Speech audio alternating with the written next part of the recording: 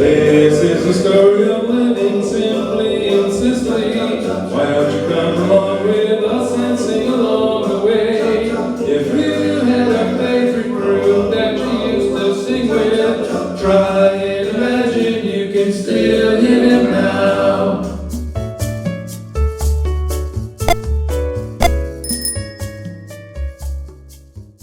Hi, I'm Gigi. And I'm Jeff, and we're living simply in Sicily.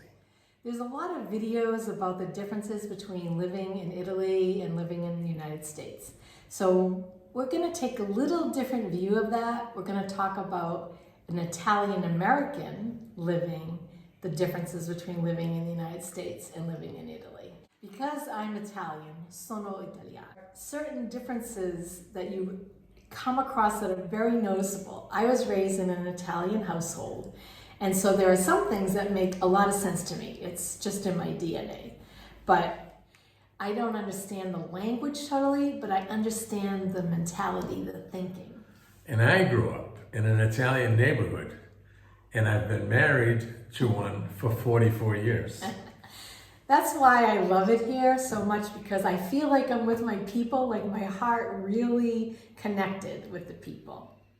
And I can attest to that because when we first came here, we went to the one of the markets. I believe it was the Catania, the big market in Catania, and where the fruit and produce and the fish market is right there. And it's big and it's very busy. And I watched not only the people around us, but I watched my wife as she walked through the market, and I watched the old Italian ladies doing their shopping. You call me an old Italian lady? Not you. The other old Italian ladies. And they would pick up the fruit, smell it, the vegetables, look at it, squeeze it, touch it, and it was either a yes or no. It was either going in the bag or it wasn't. She's following along, not paying any attention, and she's looking at the fruit, she's looking at the vegetables, doing the exact same thing. Like she'd been there her entire life. Yeah.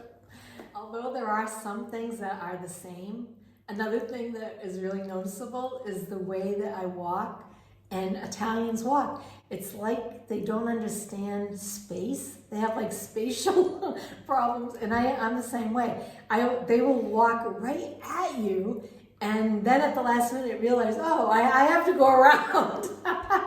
It's very difficult for me to walk. I hold my wife's hand everywhere we go. And it's difficult because not only, you sidewalks and obstacles and things like that, she can't walk in a straight line. She would never pass a sobriety test if she was pulled over because stone sober, she wanders left and right. It's very difficult to walk beside somebody that's doing that. So you have to kind of keep your distance or kind of take a step back. Yeah.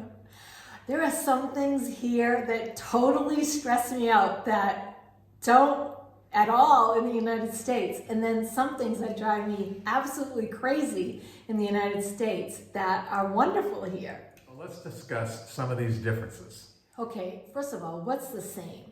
We were raised with wine at the table for every meal. Even as a child, we would get a little tiny glass of wine. They don't put it in the proper wine glass, but they have the little glasses that they fill with Chianti or like table wine.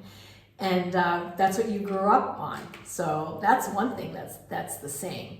And we eat and cook Italian food. And everyone here, they love Italian food and they think it's the best. So why mess with the best? They just continue to enjoy that, which is wonderful.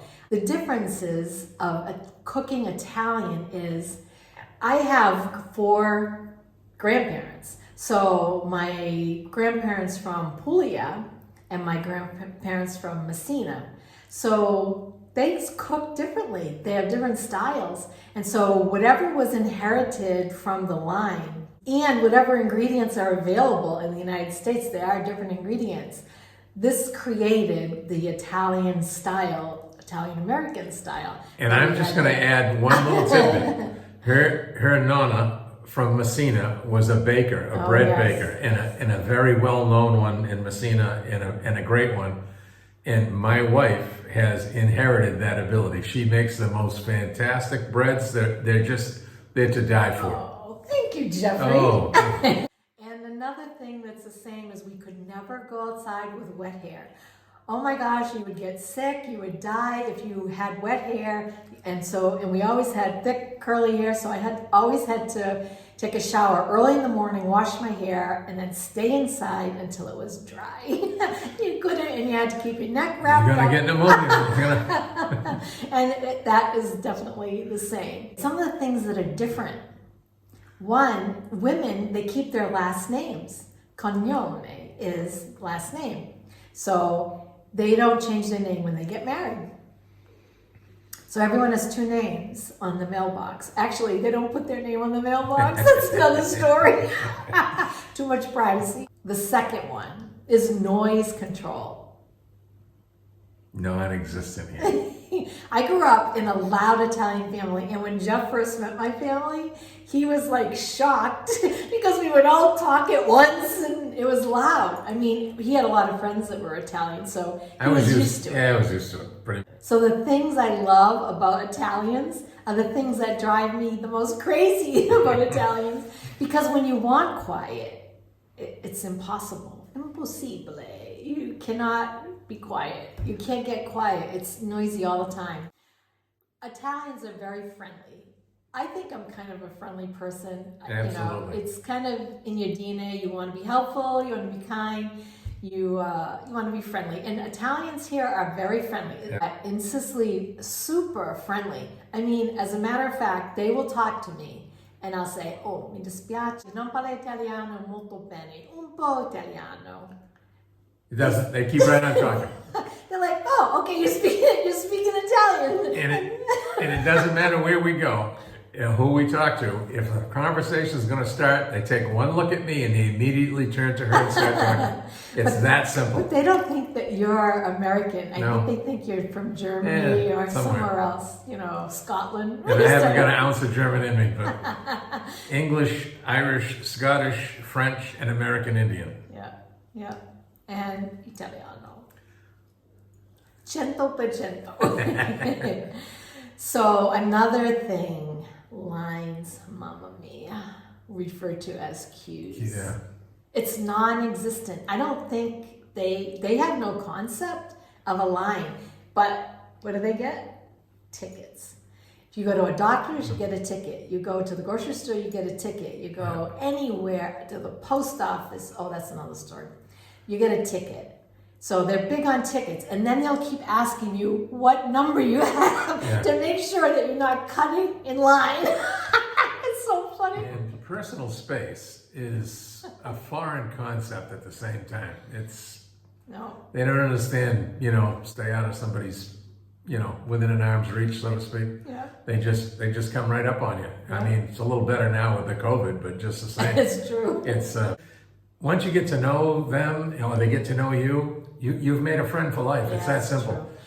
It's true at the grocery stores. The people at the grocery store, at the ortofrutta, at the fruit stands, whatever. You go in there a few times, they recognize your face. They know what you're going to buy. They pick out they pick things out like the best. Yeah. So just as good as you would. Yep. Like, oh, I don't want that strawberry. They'll look at it like, oh no, that's not good enough. Yep. They'll put it back or they'll throw it away. So. And they'll even throw maybe something extra in the bag. Yeah, extra eggs. Yeah, whatever it is. It's just they're unbelievable. Yeah. Time.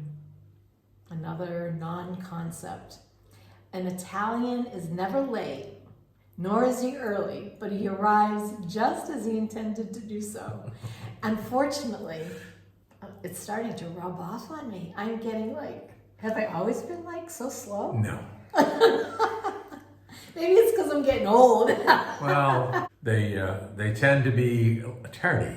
Yes. To any event, any invitation. But we're used to American time, if something says it's going to start at 7, it starts at 7, so we're used to that. However, they will not arrive empty-handed. I can assure you. True. If they're invited somewhere, they're bringing something with them. And That's why they're late. They had to stop and pick up pasticceria. They had to get something to bring. Right? One difficult difference for me is the kitchen, the way it's set up. Like, I'm used to spreading out, having a workbench or something in the center or an island or, things, plugs. Like, there's no plugs. There's one plug. You have to keep taking something out, putting it back, like whatever there's no space. There's no counter space. And the kitchen is not like in the United States. The kitchen is like the main room of the house. In the United States. Everybody hangs out around the kitchen in the States. Here, they don't. I mean, they might have a little couch in the kitchen with a TV or something. That's because they don't really have a designated living room. The bedrooms are usually quite ample, and the bathrooms are usually, good size and all like that. But the kitchen and dining / living area, in most cases, is combined into one.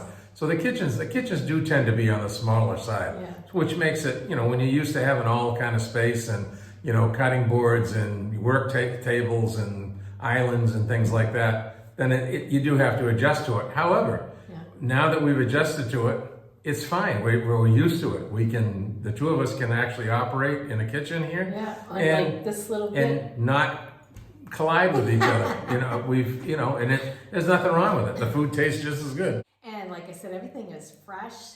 There's no GMO. Like, they'll label it. They call it OGM. At first I kept thinking it was OMG, but it's OGM, and we are GMO. Italians really do eat food that is very healthy and tasty, so it's wonderful to work with these fresh ingredients. But if you taste something that you love that somebody else made, don't even bother asking for the recipe. They will not give it to you, or they'll modify it so it's not as good as yours. And the fact that they're guarded like Colonel Sanders guards the Kentucky Fried Chicken recipe. True. They're the same here. They don't give them up. You can taste the difference. There's something there, but you just can't put a finger on it. What did you leave out? And they really take pride in that, and they do a fantastic job. Some of the things that are so difficult. One thing is, because things take so long, and because some things can take so much to accomplish, they'll always say, oh, okay, I will organize it. And you basically do. You have to plan. What day can you do this? It's going to take so many hours to go to a doctor or this, or go to a post office. It's like, I get so stressed out going to the post office. You can't just go there and say, I have a package I'm going to mail in the mailing slip, and they just need to weigh it, and off it goes. Some post offices are better than others. No one really knows why, but they just are. And the Postal Service in Italy is a private company. It's not run by the government. It's not the United States Postal Service. It's a private company. So it functions like a private company. Yes. And the reason when you go into a post office, you have to go through secure doors and all that is because most every Posta Italiana is they have their own bank. Yes, so bank, you can actually draw money like an ATM and do your business, your financial business or whatever. So they're kind of a more secured facility. So when you go into the post office, you go up to this little machine, and it has basically asking you what it is you want to accomplish there. Are you banking? Are you doing some kind of postal thing? But I don't even know how to get stamps. I don't know how to get stamps. Do you? Well, some stamps that you get them at the tobacco shop. If you're going to apply for something and there's a fee involved in it, there's no cash. $1 fee for a given application for some, whatever it may be, then they'll tell you that it's that much, and you have to go to the tobacco shop. They print out this stamp of that for that amount that you stick on, and you pay for it there. So the cash is handled there, But one time we had to mail a letter that had to be back into the United States. And so a friend of ours, Fabrizio, said, what did he say? He said that the one post office that he's had good success with, and they're very efficient, it's in a small comune up here, Padara. And so he said, well, I'll take you to that one. He said, because whatever you're mailing will get to where you want it to go. Can you imagine? You have to pick the right post office. We still don't understand it, He was right, because He was right. it was a time-sensitive a package of information that my wife had to get mail out and get back to the United States. And it was there in, I don't know. 2 weeks. Yeah, less. Maybe less. It was less than 2 weeks. Yeah, And but it was fantastic. It was because great. It was great. some But, people mail things and they never see them again. you know, it's Can be frustrating. crazy. So the only way that we get mail is by Amazon. Amazon IT. But if you buy something from Amazon that you don't like, you know, what your experience was, and if it's negative, they delete it. I've done it twice. They like, this is not acceptable. I don't get that. I don't get it, but that's what they did. All the good ones, they take all those, but anything negative, yeah, and they don't use it. It's hysterical. Oh well, what are you gonna do? Some fun things or funny things is TV. The shows, they don't start at like 9 o'clock or 10 o'clock or 9:30 or 10:30. They start at 5 of 9 or 10 past 10. It's like, and sometimes one show will end and the other one will start. Like, you don't even know, is this a new show? These are different people. It's so funny. It just continues on. And then when they have a commercial break, this is the best part. Yes, this is the best part. What is it, Jeff? They show all the commercials that in the United States they would have shown dozens of them over the hour that you're watching the television. Here they show them all at once. They run consecutively. Yep, like intermission. And it is. It's just like an intermission. You can go get your coffee and get your snack or do whatever it is you want to do, you know, and come back and sit down, and then the show starts again, and it'll run until it gets to the bottom of the hour or the top of the hour, whatever it is. And it's a way better way to watch television. Yeah, it's way more fun than to watch 5 minutes of TV and have 3 minutes of commercials. Yeah. Oh, and the commercials. Tell them about the commercials. Well, the commercials are different. They're pretty much aimed at various products. Companies have them like that, but you don't see every other commercial is not put on by a drug company trying to sell. You know, a drug that you should go buy, you should go ask your doctor about, but it could result in a list of things or death.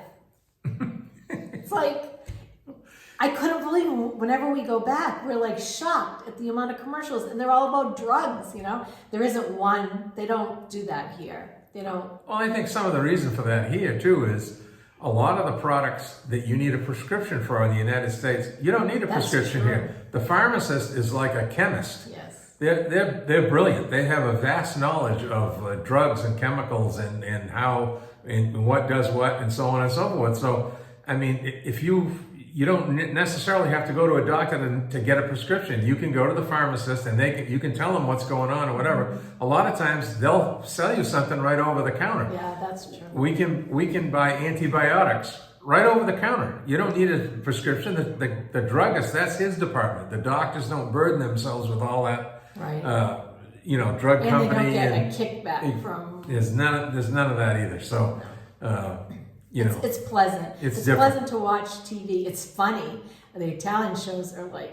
They're right.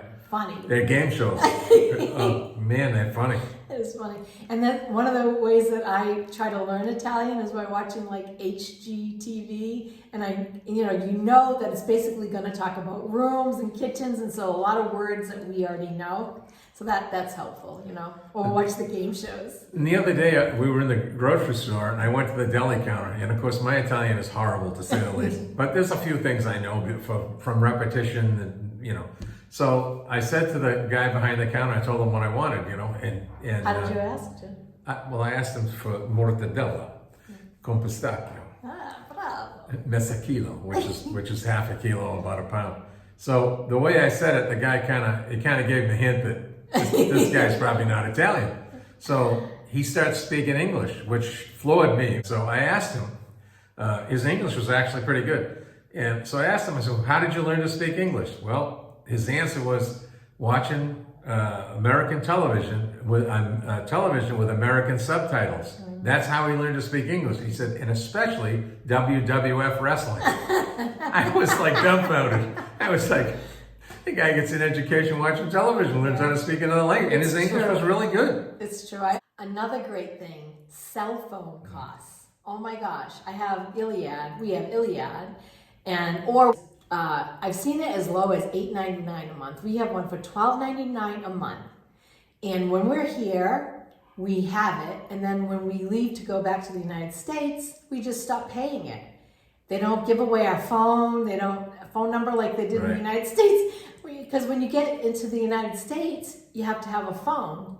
And the lowest one I've been able to find is like $40 for the month. And I use an app that I just add money to right from my American credit card. And it's got plenty of data. Yeah. Right? Sometimes we have to use it For as a our hotspot. internet. Yeah. Because we'll lose our internet, and we'll put the computers and stuff on our phone. And we never run out of service, ever. We never use it all. Yeah. So when we are ready to come back to Italy, like a week before, a couple days before, I just pay my thing on the app, make sure I have a confirmation, and off we go. And then we have our Italian phone, and I just pay it monthly. But when we leave the United States, I don't want to have to pay an extra $40 a month. And so they end up, we have WhatsApp, and some of my friends had my American number, and all of a sudden the picture on it changed. So they gave away my phone number, and I guess I didn't own it anymore because I wasn't paying the $40, you know? And they're like, Gigi, why do you look different? What's going on? You look Chinese. And so they gave away my number. So you either have to pay the monthly fee, even if you're not going to use it, or give it up. And so it's just easier for us. We just give it up. So thanks so much for watching. We hope it was funny, enjoyable, interesting, entertaining, or some way that it will educate you to know what it's like living simply in Sicily. Listen, we could use all the help we could get. So we would like to reach 10,000 subscribers. So if you're not subscribed, please click on it. It doesn't cost a thing, but it helps us overall. We try to have something on here of interest for everybody. Yeah. So ciao. Ciao, ciao. Bye.